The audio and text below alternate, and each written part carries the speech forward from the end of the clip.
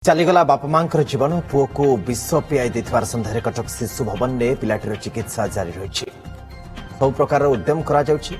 ଦେବଗଡ଼ କୁଣ୍ଢେଇଗୁଡ଼ା ଅଞ୍ଚଳର ମୃତ ଦୁଷ୍ମନ୍ତ ମାଝୀ ଏବଂ ପତ୍ନୀ ରିଙ୍କିଙ୍କର 5 ବର୍ଷର ପୁଅର ଚିକିତ୍ସା କରୁଛନ୍ତି ଶିଶୁ ଭବନର ଡାକ୍ତର। ପତ୍ନୀକୁ ଧରି ଶ୍ୱଶୁର ଘରୁ ବାଇକ୍ରେ ଫେରୁଥିବା ଦୁଷ୍ମନ୍ତ ଜଙ୍ଗଲ ଭିତରେ ଗୁରୁତର ହୋଇପଡ଼ିଥିଲେ। 5 ବର୍ଷୀୟ ପୁଅ ସହିତ ବାଇକ୍ ରଖି ଉଭୟ ବିଷ ପିଇ ଆତ୍ମହତ୍ୟାର ଉଦ୍ୟମ କରିଥିବାର ଅଭିଯୋଗ ରହିଛି। ଶେଷରେ ଗୁରୁତର ବାପା ମାଙ୍କୁ ଜଙ୍ଗଲ ଭିତରେ ରାତି ତମାମ ଜଗି ରହିଥିଲା ଶିଶୁ ପିଲାଟି। ଆଜି ରାତି ପାଇବା ପରେ ରାସ୍ତା ଉପରକୁ ଆସି ଏ ବାବଦରେ ଲୋକମାନଙ୍କୁ ଜଣାଇଥିଲା ଏବଂ ଲୋକଙ୍କଠାରୁ ସୂଚନା ପାଇବା ପରେ ପୋଲିସ ପହଞ୍ଚି ସମ୍ପୃକ୍ତ ଶିଶୁପୁତ୍ର ସହିତ ବାପା ମାଙ୍କୁ ଉଦ୍ଧାର କରି ମେଡିକାଲରେ ଭର୍ତ୍ତି କରିଥିଲା ସତ, କିନ୍ତୁ ପ୍ରଥମେ ବାପା ଦୁଷ୍ମନ୍ତ ଏବଂ ପରେ ମା ରିଙ୍କିଙ୍କୁ ମୃତ ବୋଲି ଘୋଷଣା କରିଥିଲେ ଡାକ୍ତର। ତେବେ ଶିଶୁଟିକୁ ବିଷ ପିଆଇ ଦେଇଥିବା ଆଶଙ୍କାରେ ତାକୁ କଟକ ଶିଶୁ ଭବନରେ ଚିକିତ୍ସା କରାଯାଉଛି। ଅପରପକ୍ଷେ ମାମଲା ରୁଜୁ କରି ପୋଲିସ ତଦନ୍ତ କରୁଛି।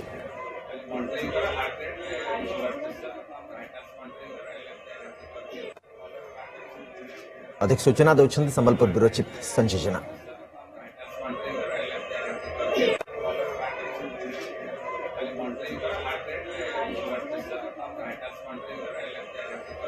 आमे आसी पहुंचीचु ग्राउंड जीरो रे सही स्थान रे जो जगार अघटन घटी एबे भी एठारे सेमानकर व्यवहृत किछि जिनस पड़ी से जंगल भीतर दृश्य जोठारे सेमाने आसिक एठी रहिथिले। आपण देखंतु पाखरे पड़ी एक कोल्ड ड्रिंक्स अर्थात सेठी कह जाउची से कोल्ड ड्रिंक्स जो बोतल अच्छी एठी से शिशुटी को कोल्ड ड्रिंक्स रे विष मिसिक दिया बोली एकथा जहाँ स्थानीय लोक कहउछंती। संभवतः से शिशुटी हुए तो बांती करथिबो सेहितमे ता ऊपर किछि प्रभाव पड़नी। पाखरे आ गोटे चप्पल रही से चप्पलटी जहाँ जना पड़ी ये दुष्मंतकर रहिथिबो मेल चप्पल एवं पाखरे पानी बोतल अच्छी आप देखुं पाखे पानी बोतल अच्छी एवं पानी बोतल लेकिन आसुन से माने एवं एठी मो पाखे देखु एठी संपूर्ण महिला रिंकिंग लेडी चप्पल पड़ी शिशुटर पड़ी चप्पल एठी तार छोट चप्पल दुटी पड़ी ये 3 जन चप्पल एठी पड़ी एवं गोटे साल पड़ी आउ पाखे गोटे बेल्ट रही आप देखुं एवं किसी चॉकलेट अच्छी संभवतः शिशुटी को खाइबा से किसी चॉकलेट आनी 3टी चॉकलेट खोल ये पड़ी एवं आउ किसी पॉलिथिन पड़ी तेणु संभवतः एठी किसी लोक आउ गोटे चुनी टाइप किसी गोटे कपड़ा पड़ी एठी अनुमान करा संभवतः यही जंगल भितर को जहाँकि लोक मानकर दृष्टि आढ़ुआल रही जदिव पाखरे एठी गोटे नाल रही पिकनिक स्पॉट अच्छी किंतु यही जगहटी कहार नजर रे पड़ू नाही। संभवतः यही जगहटी को सेहिथिपई सेमाने एक ठीक बा उपयुक्त जगह बोली चयन करिसंती। किछि लोकंकर प्रतिक्रिया नबा जने सन्न जने युवक जे कि खेलुथिले खबर पाइला परे सेमाने जंगल भितर आस्तिले। बाबू सन आसला परे तुम काना देखल सन पहुंचला परे से आसी सोइथिले मन छेतला ही पड़िथिले से मानु नउथिले लोक माने सब। अच्छा तापरे से छुआ कथाता करि पड़थला छुआ कथाता कहउथला सेठी जाई छुआ को मेन रोड जाइथिला। हां अच्छा ई जगह रु छुआटी को रास्ता देखि जंगल रास्ता देखि जाइथिबो ना आमे जो रास्ता देखि आसिलु से पिकनिक स्पॉट देखि सेबार देखि जाइथिबो जंगल रास्ता देखि जाई जंगल रास्ता सेटा अधिक दूर होई जिवो। हां अच्छा सी सेठी जाई लोक मान को डाकुथला बोधे पहुंची कि सेठी छुआटी ट्रक वाला गोटे गोट केला। अच्छा तेरु तापरे ट्रक वाला आसी देखिला सब से मेसेज कला समस्त। हां हां मेसेज कला परे तमे आसी देखला को पुलिस आसी पहुंचाथिले सब पुलिस समस्त को डाक आसिला। अच्छा तापरे सेमान को नेई गले एम्बुलेंस नेई गले एठू ना पुलिस गाड़ी नहीं गले पुलिस गाड़ी नहीं गले। हां अच्छा समस्त को माँ छुआ माँ बापा छुआ को नहीं गले समस्त को नहीं गले किंतु माँ बापा जे अछन ताको अवस्था सेतो को संज्ञाहीन अवस्था थिले कि कथा कहि परथुले बळ नथला देहरे टोटल कथा कथा कथा कथा किछ नहीं। अच्छा जो बोतल सेतबेले कहथले 3टी विष बोतल थिला 2टी खोला थिला बोली कि जानिछो दीटा पी देथिला आ गोटे थिला। अच्छा 3टा विष बोतल थिला। हां अच्छा 2टा समान ऑलरेडी पी साथले कंज्यूम कर साथले दीटा आ गोटे थिला आ गोटे थिला।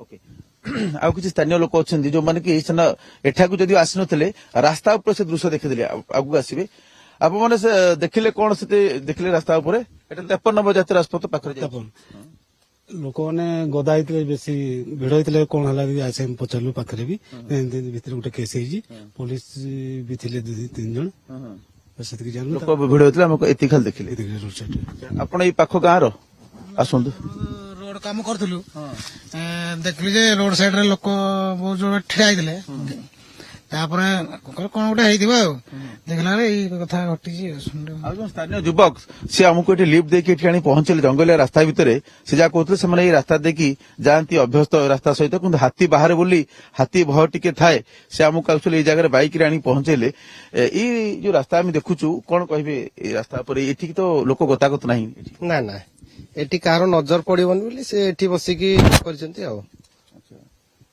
ପିକନିକ ସ୍ପଟ ଏଇଠୁ ଅଳ୍ପ ଦୂର 200 ମିଟର ପିକନିକ ସ୍ପଟ 100 ମିଟର ହବ 200 ମିଟର ବି ନାହିଁ ତାମାନେ ଏଇଟା ଦୃଷ୍ଟି ଆଢୁଆଳରେ ରହିବ ବୋଲି ସେଥିପାଇଁ ସମ୍ଭବତଃ ଏଇ ଜାଗାକୁ ଶୁଣି ଆସିଛନ୍ତି ହଁ ସେଇ ଏପଟେ ଆଉ କି ଲୋକ ଗତାଗତ ନାହିଁ ବୋଧେ ନାଇଁ ନାଇଁ ହାତୀ ଭୟରେ ଟିକେ ବର୍ତ୍ତମାନ ଆସୁନାହାନ୍ତି ହାତୀ ଚଳାଚଳ ଏଠି ଚଳପ୍ରଚଳ ଅଛି ହାତୀ ହଁ ହଁ ଦେଖନ୍ତୁ ଆମେ ଘଟଣାର ସେତେବେଳେ ପୋଲିସ ସ୍ପଷ୍ଟ କରିବ ଯଦି ସେତେବେଳେ କ୍ଲାରିଟି ଆସିବ ପ୍ରକୃତିରେ କାହିଁକି ଏବଂ କେଉଁ ପରିସ୍ଥିତିରେ ଏଭଳି ଏକ ଚରମ ନିଷ୍ପତ୍ତି ନେଲେ ସେମାନେ ଆମର ଯେ ରହିଛନ୍ତି ଦେବଗଡର ପ୍ରତିନିଧି ସିଦ୍ଧାର୍ଥ ଗୁରୁ ଅଛନ୍ତି ପ୍ରତିକ୍ରିୟା ନେବା ଆପଣ ଯେତେବେଳେ ଖବର ପାଇଲେ ସୂଚନା ପାଇଲେ କଣ ଆସିକି ଦେଖିଲେ ଏବଂ ଏ ପର୍ଯ୍ୟନ୍ତ ପୋଲିସ ସୂତ୍ରରୁ ଆପଣ ନେଇଥିବା ସୂଚନା ଅନୁସାରେ ଏ ପର୍ଯ୍ୟନ୍ତ କଣ ଅପଡେଟ ସୂଚନା ମିଳିପାରୁଛି ବର୍ତ୍ତମାନ ତ ଆମେ ଯାହା ଘଟଣାସ୍ଥଳରେ ଦେଖୁଛୁ ଖୋଲା ପାଣି ବୋତଲ ପଡିଛି ଏଠି ପୁରୁଷଙ୍କର ଚପଲ ଗୋଟେ ହଳ ମହିଳାଙ୍କର ଚପଲ ଗୋଟେ ହଳ ଏବଂ ଶିଶୁ ପୁତ୍ରର ଯାହା ଜଣାପଡୁଛି 2ଟି ଚପଲ ମଧ୍ୟ ପଡିଛି ଏକ ଶାଲ ପଡିଛି ଖାଲି କୋଲ୍ଡ ଡ୍ରିଙ୍କ୍ସ ବୋତଲ ପଡିଛି ଏବଂ କେକ୍ ର 3ଟି କେକ୍ ର ଖୋଳ ମଧ୍ୟ ଏହି ଘଟଣାସ୍ଥଳରେ ପଡିଛି ଏବଂ ସ୍ଥାନୀୟ ଲୋକ ଯାହା କହୁଛନ୍ତି ଏଟା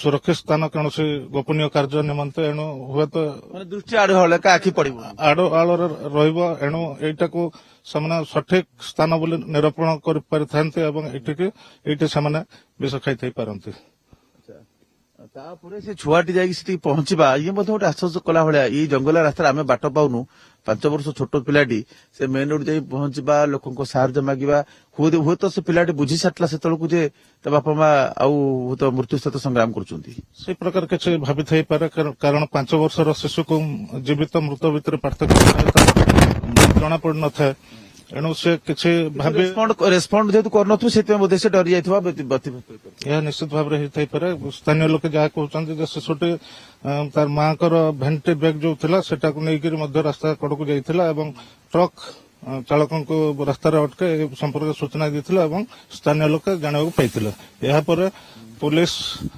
ଘଟଣାସ୍ଥଳରେ ପହଞ୍ଚିକରି ଉଭୟ ସ୍ୱାମୀ ସ୍ତ୍ରୀ ଏବଂ ଛୋଟ ଶିଶୁକୁ ମଧ୍ୟ ଉଦ୍ଧାର କରିଥିଲେ ଆଉ ମୁମୂର୍ଷୁ ଅବସ୍ଥାରେ ଛେଣ୍ଡପଦା ଡାକ୍ତରଖାନାରେ ଭର୍ତ୍ତି କଲା ପରେ ଯୁଷ୍ମନ୍ତଙ୍କର ମୃତ୍ୟୁ ଘଟିଥିଲା ଏବଂ ଅଧିକ ଚିକିତ୍ସା ନିମନ୍ତେ ରିଙ୍କିଙ୍କୁ ଅନୁଗୁଳ ଜିଲ୍ଲା ମୁଖ୍ୟ ଚିକିତ୍ସାଳୟକୁ ପଠାଯାଇଥିଲା ସେଠି ରିଙ୍କିଙ୍କର ମୃତ୍ୟୁ ଘଟିଥିଲା ଏବଂ ଛେଣ୍ଡିପଦାରେ ଡାକ୍ତର ଦୁଷ୍ମନ୍ତଙ୍କୁ ମଧ୍ୟ ମୃତ ଘୋଷଣା କରିସାରିଥିଲେ ବର୍ତ୍ତମାନ ଶିଶୁର ଅବସ୍ଥା କଟକ ଅନୁଗୁଳ ଜିଲ୍ଲା ମୁଖ୍ୟ ଚିକିତ୍ସାଳୟ ପରେ କଟକ ଡାକ୍ତରଖାନାକୁ ତାଙ୍କୁ ସ୍ଥାନାନ୍ତରିତ କରାଯାଇଛି ତାଙ୍କର ଛେଣ୍ଡପଦା ଡାକ୍ତରଖାନାରେ ବିଷ ଯୋଉ ଖାଇବା କଥା କୁହାଯାଉଥିଲା ସେଥିପାଇଁ ତାଙ୍କୁ ବାନ୍ତି ମଧ୍ୟ କରାଯାଇଥିଲା ଏବଂ ପୁଲିସ କହୁଛି ଏହାର କାରଣ ତଦନ୍ତ ଚାଲିଛି ଏବଂ ତଦନ୍ତ ସରିବା ପରେ ଯାଇକରି କାରଣ ସ୍ପଷ୍ଟ ହେବ କାରଣ ସେଇଦିନ ଗତ ଶନିବାର ଦିନ ଉଭୟଙ୍କ ମଧ୍ୟରେ କୌଣସି ପ୍ରକାର କଳିଗୋଳ ହୋଇଥିବାର କୌଣସି ସୂଚନା ନାହିଁ ଆଉ ତଥାପି ପୂର୍ବରୁ ଉଭୟଙ୍କ ସ୍ୱାମୀ ସ୍ତ୍ରୀ ଭିତରେ ଦାମ୍ପତ୍ୟ କଳହ ସୃଷ୍ଟି ହେଉଥିଲା ଏଣୁ ଏହା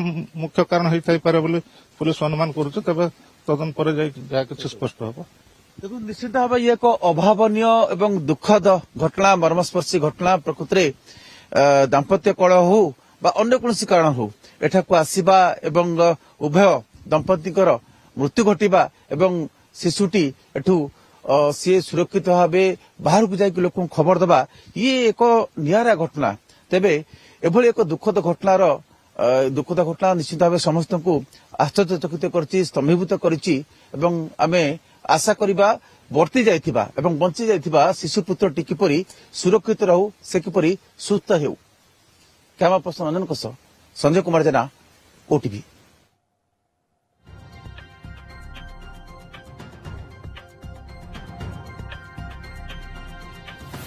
ବିଶ୍ୱଜିତ ଆଚାର୍ଯ୍ୟ କଟକରୁ ଆମର ସହଯୋଗୀ ଆମ ସହିତ ରହୁଛନ୍ତି ବିଶ୍ୱଜିତ କଣ ପିଲାଟିର ସ୍ୱାସ୍ଥ୍ୟାବସ୍ଥା ଶିଶୁ ଭବନରେ କଣ ଟ୍ରିଟମେଣ୍ଟ ଚାଲିଛି କେମିତି ରେସ୍ପଣ୍ଡ ସେ କରୁଛନ୍ତି କଣ ବର୍ତ୍ତମାନ ସ୍ଥିତି ତାଙ୍କର ସେଠି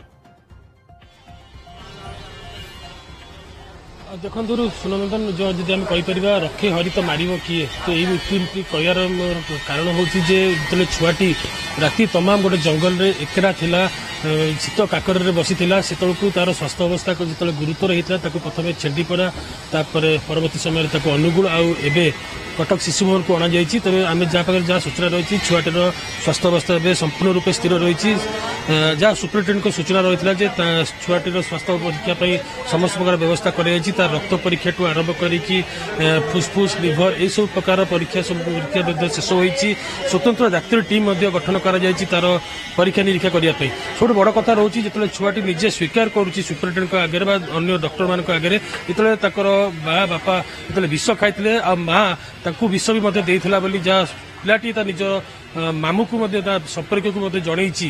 ସେଟା ସବୁଠୁ ବଡ଼ କଥା ହେଉଛି ବିଷ ଖାଇଲା ପରେ ବି ସେ ଏପର୍ଯ୍ୟନ୍ତ ଭଲରେ ଅଛି ବା ସେ ଥୁ କରିଦେଇଥିଲା, ମାନେ ବିଷକୁ ସମ୍ପୂର୍ଣ୍ଣ ରୂପେ ଖାଇନଥିଲା ବା ପାଟିରୁ ହିଁ ବାହାରକୁ ପକାଇଥିଲା। ଯାହାଫଳରେ ଆଜି ଛୁଆଟିର ଏବେ ସ୍ଥିତି ଏବେ ମଧ୍ୟ ସ୍ଥିର ରହିଛି।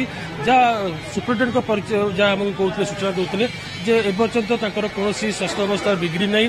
ତାଙ୍କର ଉପରେ ସମ୍ପୂର୍ଣ୍ଣ ଡାକ୍ତରଙ୍କର ଯେଉଁ ଟିମ୍ ରହିଛି ତାଙ୍କର ସଜାଗ ଅଛନ୍ତି। ଏପର୍ଯ୍ୟନ୍ତ ସିଏ ଗୋଟେ ଅବଜରଭେସନରେ ମଧ୍ୟ ଅଛନ୍ତି। ଆଉ ଏବେ ପିଲା ସବୁ କିଛି ଖାଉଛି। ଯଦି ଆମେ କହିପାରିବା ସକାଳିଆ ଜଳଖିଆଠୁ ଆରମ୍ଭ କରି ସବୁ ଜିନିଷ ସିଏ ଏବେ ଗ୍ରହଣ କରୁଛି। ତେବେ ଯାହା ଆମ ପାଇଁ ସୂଚନା ରହିଛି ଯେ ଗୌରବ ମାଝୀ ତାଙ୍କ ନାଁ, ସିଏ 4 ବର୍ଷ 8 ମାସର ଶିଶୁ। କିନ୍ତୁ ଯେତେବେଳେ ତାଙ୍କ ମା ବାପା ତାଙ୍କ ସାମ୍ନାରେ ହିଁ ବିଷ ଖାଇକି ଆତ୍ମହତ୍ୟା କରିଥିଲେ ବା ମରିଥିଲେ, ସେହି ସମୟରେ ସିଏ ନ ଡରିକି ରାତି ତମାମ ତାଙ୍କ ମା ବାପାଙ୍କୁ ଜଗି ରଖିଥିଲା। ଆଉ ପରବର୍ତ୍ତୀ ସମୟରେ ଯେତେବେଳେ ସକାଳ ହୋଇଥିଲା ସିଏ ସେଇ ଜଙ୍ଗଲରୁ 1 କିଲୋମିଟର ଦୂରକୁ ଆସି ଗୋଟେ ଟ୍ରକକୁ ଅଟକିଥିଲା। ସେ ଟ୍ରକ୍ ଚାଳକ ଜଣକ ଛୁଆଟିକୁ ଦେଖିକି ପ୍ରଥମ ଗାଡ଼ି ଅଟକେଇଥିଲେ।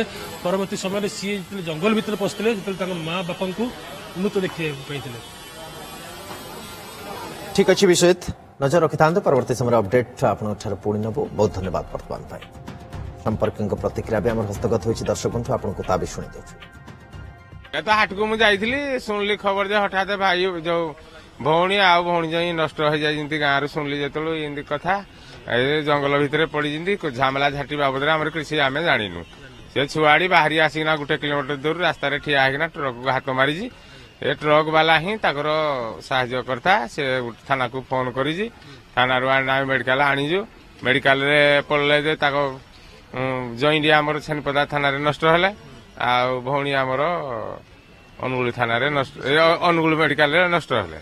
ଏଇଟା ଆସିକିନା ତ ଇଏ ପୁଣି ଆମେ ଛୁଆଟାକୁ 4 ବର୍ଷର ଛୁଆକୁ କଟକ ଆଣିନା ରଖିଛୁ। ଆଉ ଏମିତି ଟ୍ରିଟମେଣ୍ଟ ଚାଲିଛି ଆଉ।